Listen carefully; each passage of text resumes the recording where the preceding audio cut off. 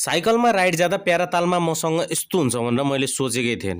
नमस्ते साथीहरू, आजको मेरो डे 21 ब्लग अलि विशेष छ किनकि आज म नगौबाट 12 किलोमिटर टाढा रहेको प्यारातालसम्म साइकलमा जाने च्यालेन्ज लिएको छु। नगौदेखि प्यारातालसम्म म कति मिनेटमा पुगे थाहा पाउनको लागि अन्तिमसम्म भिडियो हेरिदिनु होला। यात्रा सुरु भयो। हामी नगौदेखि हिँडिसकेका छौं। आजको मेरो क्यामेराम्यान मेरो बहिनी छ। सुरुमा त रमाइलो लागिरहेको छ, अब पछि कस्तो हुन्छ हेर्दै। गर्मीको त झन् कुरै नगरौँ। साइकल चलाएको 15 मिनेट हुन पाएन, एकदम पसिना आइरहेको थियो। फाइनली गाइस हामी चगाउँ पनि पुग्यौं। चगाउँको फुटबल ग्राउन्ड हुँदै हामी कगाउँतिर लाग्यौं। चगाउँबाट कसले भिडियो हेर्दै हुनुहुन्छ कमेन्ट गरिदिनु होला। फाइनली हामी कगाउँ पनि पुग्यौं। अनि गाइस कगाउँबाट चाहिँ कसले भिडियो हेर्दै हुनुहुन्छ कमेन्ट गरिदिनु होला। सुरुमा त सजिलो लागिरहेको थियो, तर बिस्तारै लामो बाटोले अलि थकाइ पनि महसुस हुन थाल्यो। तर बाटोभरिको हरियाली, खेतबारी र खुल्ला वातावरणले यात्रा झन् रमाइलो बनाइदियो। आधी बाटोमा पुगिसकेपछि मलाई ज्वरो आउला जस्तो भइरहेको थियो। हिजो रातिबाट रुगा पनि लागिरहेको थियो। यस्तो मर्नु गर्मीमा मलाई मात्र हो कि हजुरहरूलाई पनि लागिरहेको छ रुगा? कमेन्ट गर्नु होला। फाइनली हामी टिकटकमा भाइरल भएको रोडमा पुग्यौं। यो रोडमा आएर कसले टिकटक बनाउनु भएको छ कमेन्ट गर्नु होला। बीचमा पानी पिउँदै र केही बेर आराम गर्दै फेरि अगाडि बढ्यौं। 12 किलोमिटर साइकल चलाउनु सजिलो त होइन, तर नयाँ ठाउँ पुग्ने उत्साहले ऊर्जा दिइरहेको थियो। बाटोमा यस्तो दामी फुलहरू फुलेका रहेछ। मेरो त मनले मान्दै मानेन। एकछिन साइकल रोकेर हेरे। मेरो क्यामेराम्यान बहिनीको हालत देख्न सक्नुहुन्छ, घाम भएर छाता उडिरहेको थियो। फेरि हाम्रो यात्रा सुरु भयो। आज त मैले चस्मा लगाएर भ्लगिङ गर्दिएको गाइस, कस्तो देखिरहेछ कमेन्ट गरिदिनु होला। मलाई चाहिँ प्यारातालको बाटो चाहिँ थाहा छैन, त्यसैले बहिनीले थाहा छ कि भनेर सोधेको। बहिनीलाई थाहा त थियो रे, तर बिर्सिन भने। ल भयो अब। फेरि एउटा त्यही गाउँको दाइलाई सोधे, दाइले भनिदिनु पनि धन्यवाद भनेर। त्यसपछि हामीले आफ्नो यात्रा सुरु गर्यौं। गर्मी औडै भइरहेको थियो। एकछिन चौतारामा बसेर पानी खाएर रेस्ट गरेर फेरि हामीले यात्रा सुरु गर्यौं। प्याराताल पुग्नको लागि अब थोरै समय बाँकी छ। जति हामी प्यारातालको नजिक पुगेका छौं, हामीलाई गर्मीले त्यति नै गाह्रो भइरहेको छ। प्यारातालमा रहेको श्री राष्ट्रिय माध्यमिक विद्यालयमा को पढ्नुहुन्छ कमेन्ट गर्नु होला। घाममा पनि भाइहरू फुटबल खेलिरहेको रहेछ। ठ्याक्कै मलाई त आफू सानो हुँदाको याद आयो। मम्मी बाबाले यस्तो घाममा नखेल भन्दा पनि म सानोमा खेल्ने गर्थे। ठ्याक्कै मलाई त आफ्नै याद आयो। लोकल स्टाइलमा चस्मा लगाएर फाइनली हामी प्याराताल पनि पुग्यौं। प्याराताल देखाउनु भन्दा अगाडि भिडियोलाई एक लाइक गरिदिनु होला, च्यानलमा नयाँ हुनुहुन्छ भने फलो गरिदिनु होला। यो साइकलमा म आएको थिएँ भने अर्को साइकलमा चाहिँ 12 किलोमिटर साइकल राइडमा चाहिँ दुईटा साइकलले एकदम साथ दिएको थियो। नगौदेखि प्यारातालसम्म साइकलमा म कति मिनेटमा पुगे भन्ने थाहा पाउनु भन्दा अगाडि प्यारातालमा के छ भनेर भन्ने छु है त। फोटो खिच्नको लागि माछा, गोही, कछुवा, मलाई यो जनावरको नाम चाहिँ थाहा भएन, कमेन्ट गरिदिनु होला। फोटो खिच्नको लागि जराए पनि रहेछ, बस्ने व्यवस्था नि रहेछ। म त एकलोट सुत्दिए। स्पेशली यो त झन् आई लभ प्याराताल लेखेको त झन् छुटाउनै भएन। यहाँको दृश्य निकै सुन्दर छ गाइस। लामो साइकलको यात्रापछि यहाँ पुग्दा त थकाइ भन्दा पनि खुसी बढी लाग्यो। गर्मी औडै भइरहेको थियो। एकछिन रेस्ट गरेर चिसो पनि खाएँ। चिसो खाएर रेस्ट गरेर घर जान लाग्यो त बहिनीले दाइ हामीले चन्द्रमामा गएर फोटो खिच्ने बिर्स्यौं भनिन्। कस्तो रहेछ चन्द्रमा भनेर हामी त दौडिदै फोटो खिच्न। यहाँ फेरि बस्नेको व्यवस्था नि रहेछ। म त बस्ने मात्रै कहाँ हो र, एकलोट सुत्दिए पनि। फाइनली चन्द्रमामा पनि पुग्यो। बहिनीको 2-4 वटा फोटो खिचेर आफ्नो नि फोटो खिचेर मैले फेरि त्यहाँ पिङ पनि देखेँ। मेरो 55 भयो भने दिल चाहिँ फेरि मेरो बचपन चल्दिए पिङ खेल्नलाई। मैले पिङ खेलिसकेपछि बहिनीले नि पिङ खेले। देख्न सक्नुहुन्छ डराएर कालो र नीलो भएछ। हामी आउँदाखेरि मान्छेहरू कोही पनि आउनु भएको थिएन।